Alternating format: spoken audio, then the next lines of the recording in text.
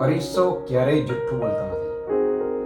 જીવનમાં એક એવી વસ્તુ છે જે તમારી સફળતા, તમારી નિષ્ફળતા, તમારી બહાનાબાજી, તમારી હકીકત બધું જ જાણે છે, અને એ છે તમારો અરીસો. વેલકમ, નમસ્કાર દર્શક મિત્રો, ICT ઇકો ફોર યુ ચેનલમાં હું કૃપેશ નાયક આપનું હાર્દિક સ્વાગત કરું છું. આજે કોઈ કરોડપતિ, કોઈ રાજાની વાર્તા નથી જાણવાની આપણે. આજે વાત થશે તમારા રૂમમાં રહેલી એક એવી વસ્તુની જે રોજ તમને જુએ છે, રોજ તમે પણ એને જુઓ છો, અને એ છે અરીસો. એક યુવાન હતો, તેના જીવનમાં બધું ખોટું ચાલી રહ્યું હતું. નોકરી નહોતી મળતી હતી, પૈસા ન હતા, સંબંધો ધીરે ધીરે બગડી રહ્યા હતા. હંમેશા તે બીજાને દોષ આપતો રહેતો હતો. ક્યારેક પોતાના મિત્રોને, ક્યારેક પોતાના સગાવાલાને, ક્યારેક પોતાની જાતને પણ,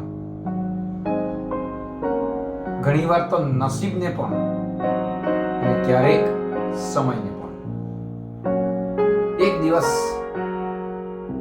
દાદાએ તેને અરીસો આપ્યો અને કહ્યું, આટલો બધો કેમ નાસીપાસ થાય છે? સંબંધો બગડી ગયા છે, આમ ને તેમ ને બધા જાત જાતના બહાના.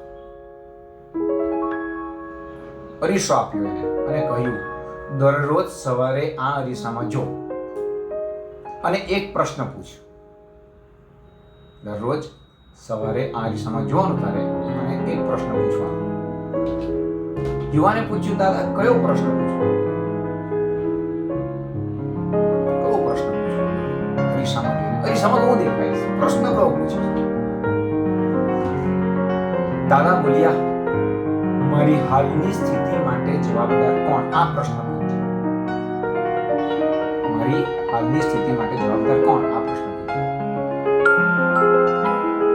પહેલા દિવસે તેને જવાબ ન મળ્યો, બીજા દિવસે પણ નહીં. થોડા દિવસ પછી જ્યારે તેણે પોતાની આંખોમાં ઊંડે સુધી જોયું, ત્યારે એને સમજાયું કે તેના જીવનને સૌથી વધુ જો નુકસાન કર્યું હોય તો તે છે પોતાના બહાના. આજનું કામ કાલ પર કરવાના બહાના. આ મારથી ન થઈ શકે, હું કેવી રીતે કરીશ?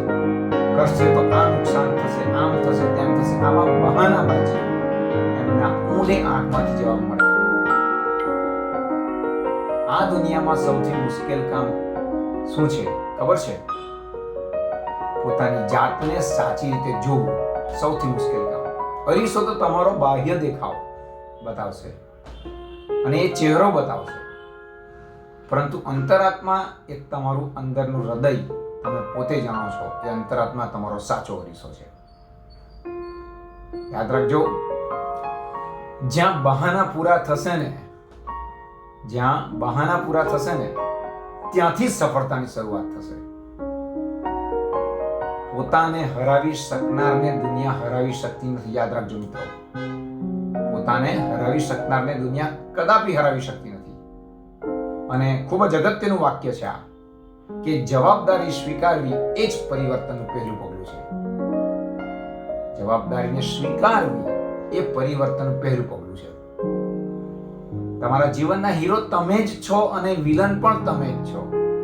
સાચું પરિવર્તન અરીસા સામેથી શરૂ થાય છે, પરંતુ એ અરીસામાં પોતાની જાતને જોવાની તાકાત હોવી જોઈએ.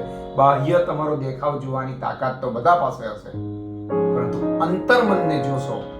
જો તમે બહાના કરતા હશો, પોતાની જાતને છેતરતા હશો, તો કદાપી તમે સક્સેસ નહીં થઈ શકો. જેમ્સ એલને ખૂબ સરસ વાક્ય કહ્યું છે, a man is literally what he thinks. અર્થાત માણસ પોતાના વિચારોનું જ પોતાનું પરિણામ ભોગવે છે. માણસ પોતાના વિચારોનું જ પરિણામ છે.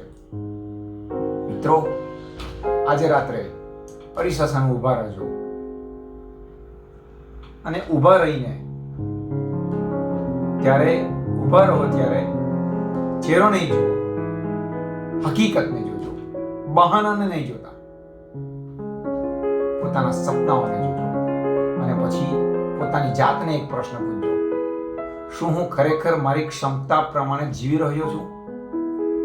શું હું મારી ક્ષમતા પ્રમાણે જીવી રહ્યો છું? જો જવાબ ના આવે તો ખુશ થજો, ફરી પાછું બોલું છું, શું હું ખરેખર મારી ક્ષમતા પ્રમાણે જીવી રહ્યો છું?